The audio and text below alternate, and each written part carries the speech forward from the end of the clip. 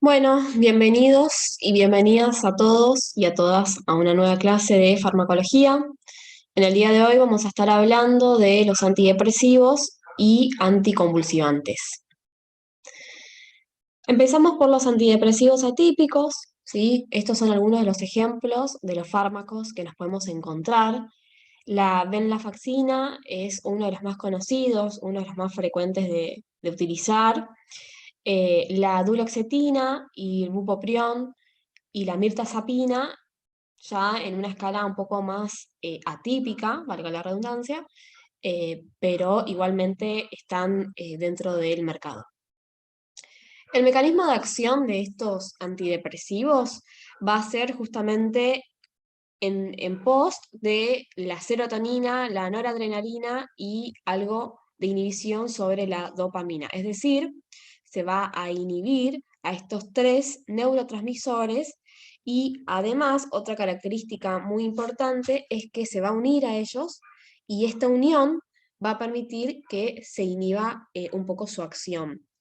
¿Qué quiere decir esto? Que además no van a tener afinidad por otros neurotransmisores, salvo por estos tres, a través de los cuales va a ejercer una inhibición débil, pero una inhibición en sí, y va a tratar de moldear el mecanismo de acción y lo que busca el fármaco, en este caso, que es en pos de una depresión mayor o severa, ¿sí?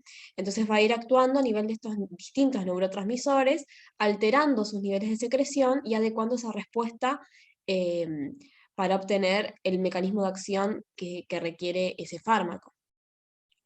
Objetivos terapéuticos entonces en depresión mayor, en prevención de recurrencias de depresiones mayores y algunos trastornos en relación a ansiedad o fobias sociales o ataques de pánico muchas veces. Y una de las características de estos trastornos sociales es, por ejemplo, la agorafobia, ¿sí? Que es como el miedo a socializar, salir de casa y tener algún tipo de interacción social con las personas. Repito, el principal uso va a ser obviamente en depresión mayor. Los efectos adversos van a ir en pos justamente de su mecanismo de acción, algunos de ellos van a ser agitación nocturna, anorexia, algunas pesadillas, el efecto sedativo propio del fármaco, y después hay otros un poco más peligrosos, por los cuales hay que tener algún tipo de precaución, como por ejemplo que puede alterar, sobre todo lo que es la venlafaxina, los niveles de la tensión arterial, ¿sí? Por otro lado, pueden haber cambios en lo que es el electrocardiograma y después pueden haber cambios en lo que son los glóbulos blancos, como los neutrófilos, habiendo neutropenia, es decir, una disminución de los neutrófilos, y malestar gástrico propiamente del uso crónico de esta medicación, ¿sí? Algunas contraindicaciones, por supuesto que la hipersensibilidad, algún tipo de alergia a cualquier componente activo del fármaco, y también se han visto contraindicaciones cuando se administra en concomitancia con los IMAO, que ahora vamos a ver qué son los IMAO y qué fármaco es un ejemplo de IMAO, porque bueno, puede potenciar su acción farmacológica, ¿sí? Hay que tener precaución en aquellos pacientes que tengan antecedentes de convulsión o algún tipo de cardiopatía, por esto que hablábamos, que puede generar algún tipo de alteración en lo que es el electrocardiograma o provocar trastornos en lo que es el nivel o el valor en realidad de la tensión arterial, trastornos hemorrágicos que van de la mano de los malestares gástricos, tener en cuenta eso, algunos anticoagulantes y fármacos que alteren la función plaquetaria, también habría que tener precaución. Siempre por eso se dice que cada fármaco se adecúa al paciente y se elige en pos de sus antecedentes personales, de sus antecedentes familiares y de la patología que tenga actualmente, que esté vigente, ¿sí? Siempre también, a su vez, evaluando el riesgo y el beneficio, ¿sí? Cuán riesgoso es administrarle tal fármaco y qué beneficios yo obtendría si lo administro igual en caso de que no quede otra opción. Los IMAO, como hoy adelanté, son otro tipo y otro grupo farmacológico dentro de los antidepresivos y se consideran inhibidores de una enzima que es la monoaminoxidasa. Son fármacos antiguos, ¿sí? Después de estos fueron saliendo muchos más, pero básicamente el mecanismo de acción en pos del IMAO va bloqueando a esta enzima, que es la monoamino oxidasa, y generando ese efecto antidepresivo que se busca. Esto va a hacer que aumente a su vez la concentración en realidad de algunos neurotransmisores, como son la serotonina, la epinefrina y la norepinefrina. ¿Sí? La serotonina es un neurotransmisor que está muy relacionado con lo que es el estado de ánimo, de hecho regula el estado anímico, regula hasta el apetito, controla también lo que es la temperatura corporal. Entonces, van a ver que se repite bastante en distintos grupos farmacológicos en relación a antidepresivos el tema de la serotonina, la vigencia y la pertenencia de la serotonina en distintos grupos farmacológicos hablando de antidepresivos. ¿Sí? Eso explica justamente que la acción de la serotonina esté muchas veces aumentada, ¿sí? La concentración como en este caso, o inhibida, según lo que busque ese fármaco.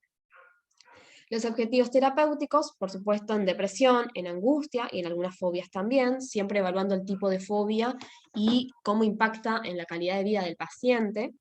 Y los efectos adversos van a ir en relación a, por ejemplo, la hipotensión ortostática, que es cuando el paciente al levantarse de golpe se marea o se le nubla la vista de repente, mareos, cefalea, algo de sequedad bucal, estreñimiento, náuseas, vómitos y eventualmente edema. Algunas contraindicaciones y precauciones, obviamente que siempre va a estar la hipersensibilidad, repito, la alergia, algún tipo de componente del fármaco, en algunos tipos de hiperparatiroidismo, ¿sí? Siempre tener en cuenta la disfunción hepática severa, teniendo en cuenta el metabolismo hepático de estos fármacos, y también estaría contraindicado en algunos estados confusionales agudos o en algunos tipos de esquizofrenia o alteraciones esquizofrénicas, ya que no es la droga adecuada para tratar dicha enfermedad y además teniendo en cuenta que se trata de un cuadro de psicosis, ¿sí? Por lo cual van a estar indicado otro tipo de tratamiento. La precaución que hay que tener acá es en relación obviamente a la insuficiencia hepática, ¿sí? A la insuficiencia renal, porque en ambos casos de insuficiencia se debe adecuar la dosis y a una dosis un poco más pequeña, y en caso de la insuficiencia hepática, teniendo en cuenta el metabolismo hepático del fármaco, en términos de farmacocinética, también tener en cuenta que el paciente, evaluar, perdón, el grado de insuficiencia hepática o la hepatopatía que esté cursando en ese momento, ¿sí? Siempre adecuando a esa persona. En ancianos, ¿sí? Y también en hipotensión, dado el efecto adverso que dijimos hace un ratito, que era la hipotensión ortostática, los mareos propios del fármaco, habría que tener precaución en estos pacientes porque esto haría que se potencie este efecto hipotensor y bueno, también hablando de ancianos, potencia a su vez el riesgo de caídas, epilepsia y también en diabetes. Bien, ahora nos vamos con los anticonvulsivantes y antiepilépticos, algunos ejemplos, ya que son muchísimos. Estos son algunos de los principales y los que más se utilizan en el medio de la neurología. Primer grupo, carbamazepina y oxcarbamazepina, el primero mucho más frecuente de escuchar, el segundo también, no tanto, pero pertenecen a la misma familia. El mecanismo de acción de estos fármacos es justamente reducir la liberación del glutamato, ¿sí? Y de esa forma estabilizar esas membranas neuronales que están hiperexcitadas en el momento, por ejemplo, de una convulsión. La convulsión en sí genera un estado de hiperactividad neuronal y de desincronización que genera que se traduzca en esos síntomas y signos propios de la convulsión y esos movimientos alternantes involuntarios. Entonces, lo que va a hacer es reducir la liberación del glutamato y estabilizar estas membranas neuronales para tratar de paliar ese efecto de la convulsión. Los objetivos terapéuticos, por supuesto, tratamiento de crisis convulsivas, parciales con sintomatología que puede ser simple o compleja, epilepsia, ¿sí? Como enfermedad ya diagnosticada, recordemos que las convulsiones no siempre van a ser por causa de una enfermedad de epilepsia, sino que pueden ser por otro tipo de desencadenantes. Crisis convulsivas tónico-clónicas generalizadas, el paciente empieza con una tonicidad general del cuerpo, de la musculatura y luego empieza con movimientos clónicos. Crisis convulsivas mixtas, ¿sí? Como anticonvulsivante de primera elección siempre se considera alguna de estas, y también actualmente, y según las guías de práctica clínica más actualizadas, se vio algún efecto bueno para tratar lo que es la neuralgia del trigémino, una enfermedad que compromete a este nervio y que genera muchísimo dolor. Entonces se ha visto algún tipo de acción analgésica también. Efectos adversos en pacientes, por supuesto, que presentan letargo, debilidad, confusión, ¿sí?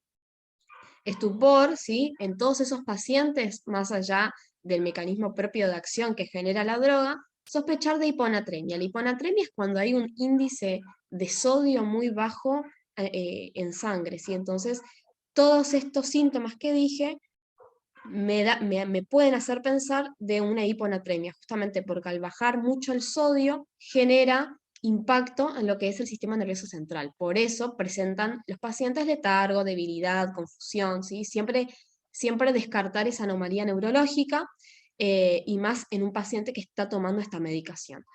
Los efectos adversos los separé en frecuentes, en raros o en los que generan sobredosis. Los frecuentes son visión borrosa, algo de cefalea, ¿sí? Aumento de la frecuencia de crisis convulsivas. Esto se considera frecuente porque, bueno, los pacientes que están medicados para las convulsiones por lo general van rotando de medicación hasta que encuentran aquel que se adecua bien a su tipo de enfermedad o a su tipo de, bueno, de patología. Algo de somnolencia y debilidad, ¿sí? Esos serían los efectos adversos esperados y frecuentes. Por otro lado, tenemos los raros, como son la bradicardia, la respiración dificultosa, ¿sí? La disartria, la rigidez, el temblor, algunas alucinaciones visuales, son todas ya, o hemorragias o hematomas, son obviamente mucho menos frecuentes, pero que se describen en algún tipo de prospecto de la medicación. Así que en caso de que algún día se encuentren frente a algún paciente que genera y manifiesta algún tipo de sintomatología de estas raras, igual estar atento y preguntar por eso, la importancia de preguntar qué medicación utiliza, toma, y si presenta algún tipo de enfermedad, si se conoce algún tipo de enfermedad. Algunos signos de sobredosis son mareos severos, ¿no? Mareos débiles y frecuentes dentro de lo que es la medicación, somnolencia severa, ¿sí? O que el paciente presente taquicardia, ni hablar de la depresión respiratoria con lo que eso significa, eh, o temblores, contracciones, rash cutáneo o prurito, que es cuando pica mucho la piel por demás y genera hasta excoriaciones, ¿sí? Contraindicaciones y precauciones en concomitancia, por ejemplo, con el paracetamol. ¿Por qué? Porque el paracetamol tiene, como repito, un metabolismo hepático muy fuerte, entonces podría aumentar este riesgo de hepatotoxicidad en concomitancia con, por ejemplo, la carbamazepina. Entonces, tener en cuenta que el uso del paracetamol tiene que ser bien pensado siempre y cuando el paciente realmente lo necesite, pero si no, que es preferible que no lo utilice por esta concomitancia de ambos. Por otro lado, se han descrito disminuciones en los efectos de, por ejemplo, algunos anticoagulantes orales, algunos anticonceptivos orales, sobre todo aquellos que tienen carga estrogénica, y algunos otros fármacos, como por ejemplo la levotiroxina, fármaco utilizado para tratar el hipotiroidismo, y también se ha visto que interacciona con los imados, ¿sí? Contraindicaciones y precauciones, crisis de ausencia típicas o generalizadas. Las crisis de ausencia son otro tipo de convulsión en el cual el paciente no genera esos movimientos tónico-clónicos, sino que se ausenta, pero está convulsivando, ¿sí? Entonces, por eso se habla de crisis de ausencias y se describe de esa manera. Crisis atónicas o convulsivas mioclónicas, mio de músculo y clónicas del movimiento, y bloqueos en lo que es, que se pueden ver en un electrocardiograma, bloqueos auroventriculares o antecedentes de depresión de la médula ósea. Bueno, hay que evaluar siempre, como dije, el riesgo-beneficio, sobre todo en embarazo, ¿sí? En lactancia, en diabetes y en glaucoma, porque puede predisponer al desarrollo de algún tipo de complicación de estas enfermedades, y ni hablar de la disfunción hepática o renal, ya que generan un riesgo muy, muy severo de complicación, ¿sí? Entonces, bueno, siempre evaluar y descartar, por ejemplo, que la paciente no esté embarazada, que tenga un hepatograma normal, que sería lo ideal, e ir controlando a ese paciente con un hepatograma durante la prescripción del tratamiento. Bueno, después tenemos otro grupo, el ácido valproico, ¿sí? Otro fármaco muy utilizado, lo pueden encontrar también como valproato o valproato de magnesio, de sodio, estamos hablando siempre de lo mismo. El mecanismo de acción es que aumenta los niveles cerebrales del GABA, dijimos que el GABA era un inhibidor por excelencia, por ende aumenta esta acción inhibitoria del GABA, que es un neurotransmisor, y de esta forma va a disminuir y a modificar la conducta de este paciente, sobre todo en relación a la conductancia del potasio, que es un electrolito. Después busquen la función para tratar de cerrar con esta idea y que entiendan la conductancia del potasio en relación al valproato. Objetivos terapéuticos: epilepsias generalizadas, primarias, convulsivas o no convulsivas, ausentes o mioclónicas, es decir, distintos tipos de convulsiones y de enfermedad de epilepsia, parciales con, o por ejemplo, crisis parciales con sintomatología alimentaria compleja, o sea, aquellas crisis que presenten síntomas muy descriptivos, muy principales, o que ya tengan algún otro grado de severidad, ¿sí? Por otro lado, dentro de los efectos adversos que se han visto, están justamente en torno a lo que es el hemograma. Se han visto índices de hemoglobina bajos, dando lugar a anemia, trombocitopenia, que es cuando bajan mucho lo que son las plaquetas, aumento de peso, temblor, algunos trastornos extrapiramidales, que obviamente comprometen al sistema nervioso central, dando lugar a sintomatología como estupor, somnolencia, paciente un poco dormido, confuso, eh, algunos presentan cefalea, fallo en lo que es la memoria, algunos hacen un efecto rebote justamente por convulsión, nistagmo, mareos, ¿sí? Y bueno, algunos más típicos como pueden ser náuseas, diarrea o dolor abdominal. Y la hiponatremia, fíjense que acá vuelve a aparecer, repito, la hiponatremia es cuando el sodio baja mucho y eso genera sintomatología del sistema nervioso central, que puede ser justamente estupor, somnolencia, ¿sí? Todo lo que tenga que ver con el control cerebral. Contraindicaciones: hipersensibilidad, todo tipo de hepatopatías o enfermedad pancreática, niños menores de 2 años, embarazo, precaución, siempre en insuficiencia renal, por esto de que yo les decía que hay que adecuar la dosis, muchas veces suspenderla o adecuar la dosis a una dosis un poco más racionada, un poco más pequeña. Riesgo de hemorragia se ha descrito con anticoagulantes y el ácido acetilsalicílico, riesgo de convulsiones con mefloquina y toxicidad hepática exacerbada, por ejemplo, con el alcohol. Entonces, siempre, sobre todo tratándose de adolescentes, explicarle la importancia de una conducta saludable, ¿sí? De tener hábitos de salud buenos y que no se genere una mezcla con el alcohol, porque puede obviamente aumentar el índice de toxicidad hepática. Bien, por otro lado, tenemos el uso de la fenitoína, otro anticonvulsivante que se utiliza bastante. La fenitoína inhibe la propagación de la corteza motora cerebral, estabilizando este umbral de difusión de sodio desde las neuronas, y esto último que acabo de decir explica la acción antiarrítmica que también tiene la fenitoína, al estabilizar a su vez aquellas células del miocardio, o sea, del corazón, ¿sí? Entonces, gracias a esta acción, a este umbral que se genera por difusión de sodio desde las neuronas, también se ha visto y se ha descrito una función estabilizadora, en lo que son las células del miocardio, por ende también se dice que tiene una función antiarrítmica.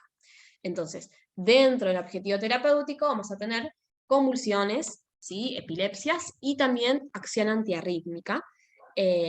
Por supuesto que las dos primeras son las principales funciones y los principales objetivos terapéuticos, y esto explica que se utilice para convulsiones tónico-clónicas, ¿sí? Sean parciales, simples o complejas, que comprometan el lóbulo temporal del cerebro. Y también se ha descrito una buena respuesta para cuando no sirve, digamos, o no genera una respuesta a lo que es el diazepam, que es una benzodiazepina que se utiliza en crisis convulsivas. Cuando un paciente convulsiona, lo que hay que generarle y lo que hay que darle es oxígeno. Si con el oxígeno esa crisis no cede, que puede ceder simplemente con el oxígeno, se empieza por la administración de una benzodiazepina, como puede ser el diazepam. Si con el diazepam vuelve a convulsivar, o si no basta, digamos, se va por otro escalón, que son los anticonvulsivantes. Dentro de estos anticonvulsivantes se ha visto una buena acción de la fenitoína para tratar de paliar esas crisis convulsivas. No siempre se llega a utilizar la fenitoína, pero es una opción para tratar estas crisis que no ceden. ¿Ok? Bueno, después también se utilizan para, sobre todo en el postquirúrgico de la neurocirugía, ¿sí? Para tratar algunas convulsiones, o en traumatismos craneanos severos también puede generar algún tipo de acción, ¿sí? También, a su vez, fíjense que tiene muchísimas acciones, se ha visto también una acción analgésica para tratar, la neuralgia del trigémino, aunque es segunda línea atrás de la carbamazepina, que hoy habíamos descrito como de primera línea también, para tratar la neuralgia del trigémino. Contraindicaciones: embarazo. Se han visto muchos casos de malformaciones congénitas. Es muy difícil tratar las convulsiones en el embarazo, es decir, cuando la persona tiene una enfermedad de base, como una epilepsia. Entonces, bueno, siempre lo que se requiere es un abordaje interdisciplinario entre el obstetra, el neurólogo y demás, como para llevar a cabo un embarazo normal, ¿sí? Y evitar todo tipo de crisis convulsiva. Otra contraindicación: pacientes con labio leporino o paladar hendido, malformaciones cardíacas y síndrome fetal por hidantoína, microcefalia, déficit de crecimiento prenatal y deficiencia mental, ¿sí? Todas son contraindicaciones, obviamente, porque son patologías que pueda llegar a desarrollar la misma droga, por eso se contraindica durante el embarazo, y obviamente la hipersensibilidad, la alergia, sobre todo a lo que es la hidantoína, hablando de fenitoína. Bradicardia sinusal y bloqueos también AV auroventriculares, sean de segundo o tercer grado, ¿sí? Y por último tenemos el levetiracetam, droga muy cara. Todas estas drogas anticonvulsivantes son muy costosas. El levetiracetam es una de ellas, también muy utilizado, pero lamentablemente muchos pacientes dejan de tomar la medicación porque no pueden costear la droga, y por ende se desencadenan crisis convulsivas como primer causa, por abandono de la medicación, ¿sí? O por una mala administración en lo que es la dosis, o en lo que es la indicación. Reduce la liberación de calcio intraneural adentro de la neurona y se une a una proteína que es la 2A, haciendo que entre esas dos neuronas, dijimos que la unión entre dos neuronas se llama sinapsis, por eso habla de vesículas sinápticas, no es más que la unión entre dos neuronas, va a involucrar lo que es la exocitosis de esos neurotransmisores y reducir la liberación del calcio adentro de la neurona, ¿sí? El levetiracetam se utiliza también en bastante, pero como dije, perdón, al ser tan cara, muchas veces se busca otra opción. Como monoterapia se utiliza, y también como terapia concomitante con otras. Como monoterapia, como tratamiento de crisis de inicio parcial, con o sin generalización, ¿sí? Y también en adolescentes, a partir de los 16 años de edad, que tengan un nuevo diagnóstico de epilepsia, o que no se haya encontrado un diagnóstico en sí, pero que se sospeche, también es una buena opción, ¿sí? En estos pacientes que son jóvenes. Y también como terapia concomitante de tratamiento de crisis de inicio parcial, con o sin generalización, hablando de convulsión. Y también se han descrito buena, digamos, adherencia en niños con epilepsia mioclónica juvenil o tónico-clónicas generalizadas, y en pacientes con epilepsia generalizada idiopática a partir de los 12 años. Fíjense que son pacientes jóvenes, por lo cual muchas veces, por eso digo que siempre la droga, el fármaco se adecúa a ese paciente. Entonces acá tenemos una buena recepción por parte del paciente y por parte del fármaco, hablando del levetiracetam, para tratar estos pacientes y sobre todo en epilepsias o crisis tónico-clónicas por convulsión generalizada. Efectos adversos, anorexia, depresión, algo de agresividad, nerviosismo, irritabilidad, obviamente que los más frecuentes son los más típicos, los débiles, los leves, como puede ser una cefalea, como puede ser una, una ansiedad, somnolencia, ¿sí? Y por otro lado, vamos a tener también los vómitos, las náuseas, que también son típicos, rash, astenia, fatiga, algo de cansancio, anorexia, nasofaringitis, ¿sí?